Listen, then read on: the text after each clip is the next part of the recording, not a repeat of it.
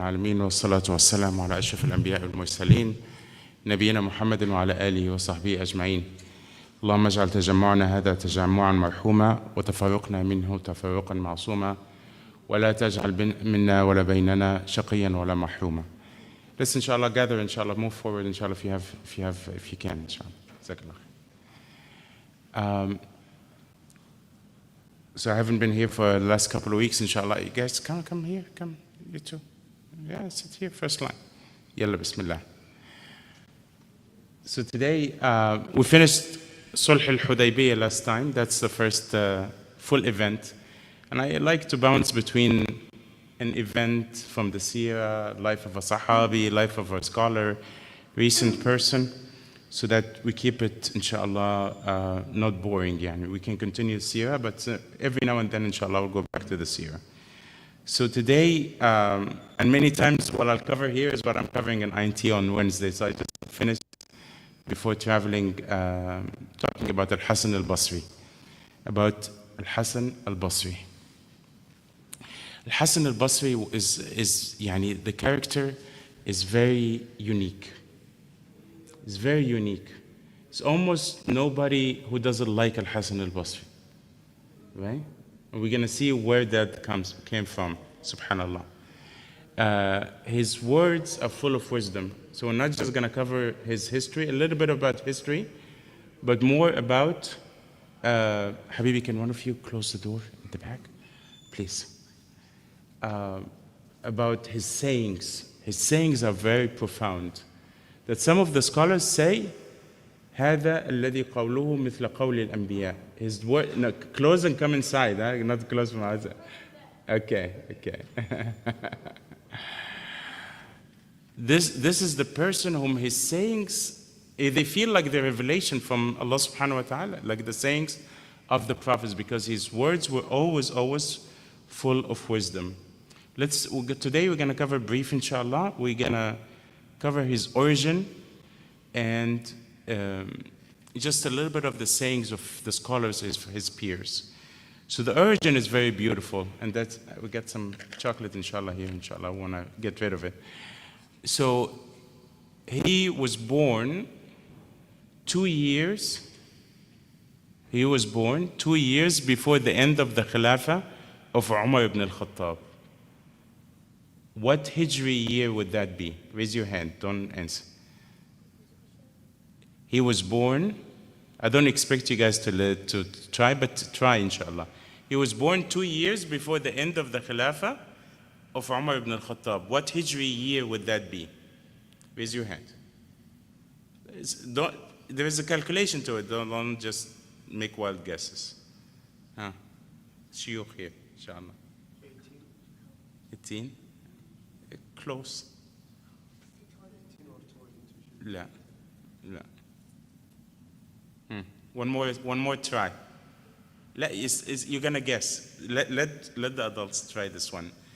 You'll have some easy cookies for you, inshallah. Last attempt. Qaylula? 16? No, it's so listen. No, it's 21. So how do we listen? Pay attention. So when did the Prophet ﷺ die? 11. How long was the Khilafah of Abu Bakr? 2. How long was the Khilafah of Umar? 10. So 23. Go back to 21. Okay. So who gets the candy? I don't know who gets the candy. I'll khalas inshallah. So his father and his mother, his father's name is Yasar, and his mother's name is Khayra. They were slaves. But the very particular thing about him is his mother was a slave for who? For who?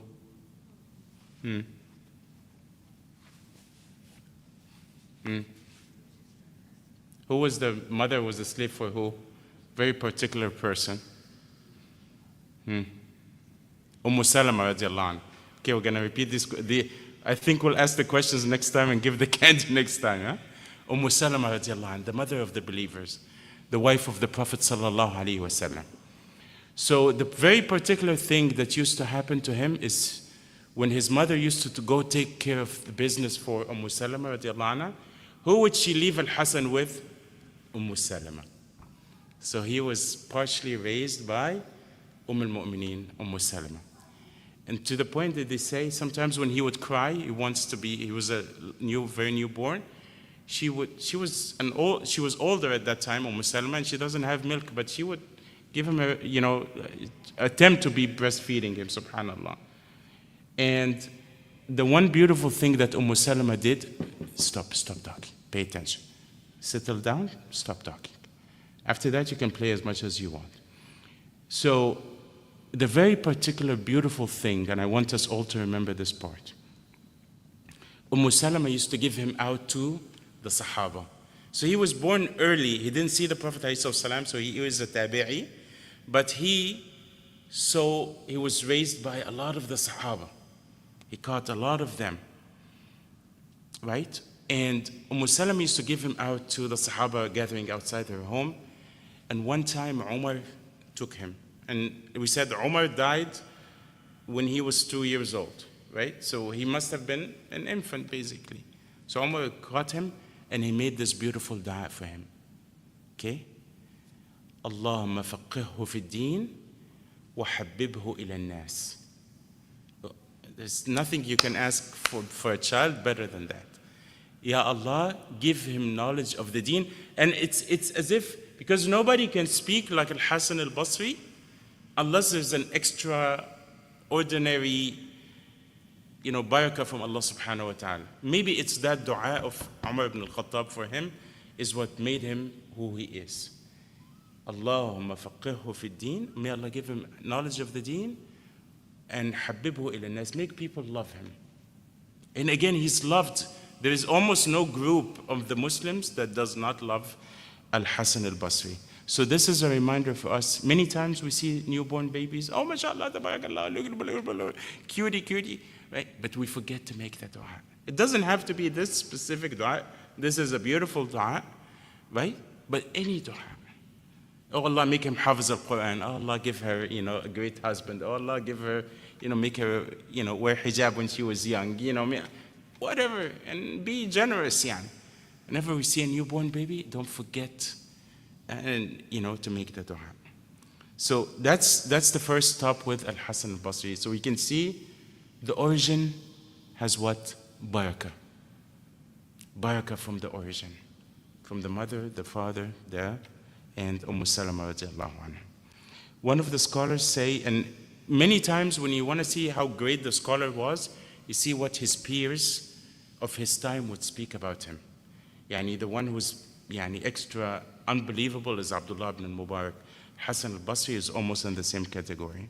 So he says, ما رأيت أحدا أشبه بأصحاب محمد صلى الله عليه وسلم من. I've never seen a person who's close to the Sahaba. He's not a Sahabi, he's a Tabi'i. But like who? Who are we talking about? Hasan al-Basri. Another one said, Subhanallah, I've never seen somebody ما رأيت أحدا أشبه رأيا بعمر منه. I've never seen a person whom his opinion is close to the opinion of who? Umar, and Umar who? Umar ibn al-Khattab radiallahu anhu, from Al-Hasan al-Basri. Another beautiful, very beautiful saying,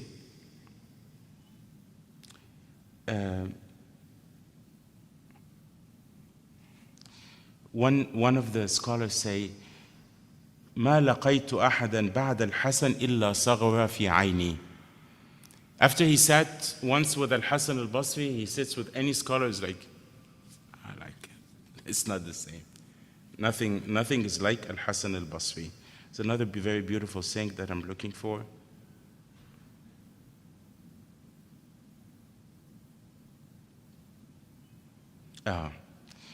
One of his students قال اختلفت إلى الحسن 10 سنين أو ما شاء الله. His students say, I studied with him for about 10 years, or somewhere around that, not exact. فليس من يوم إلا أسمع منه ما لم أسمع قبل ذلك. Every day new knowledge. 10 years, 10 سنوات. You can imagine those students used to be just camped in the masjid and with the Shaykh almost night and day. And every time, every day, he's learning something new from him. What does that tell us about his knowledge? It's like, subhanAllah, as if it's endless. He used to be good looking, mashallah. He had a haiba to him, right? And we'll talk about him more, inshaAllah, Rabbil Alameen. May Allah subhanahu wa ta'ala give us the thing that Allah gave the Al-Hasan al-Basri that made him very popular is al-hikmah. How do we get the hikmah? Let me ask this last question before we dismiss.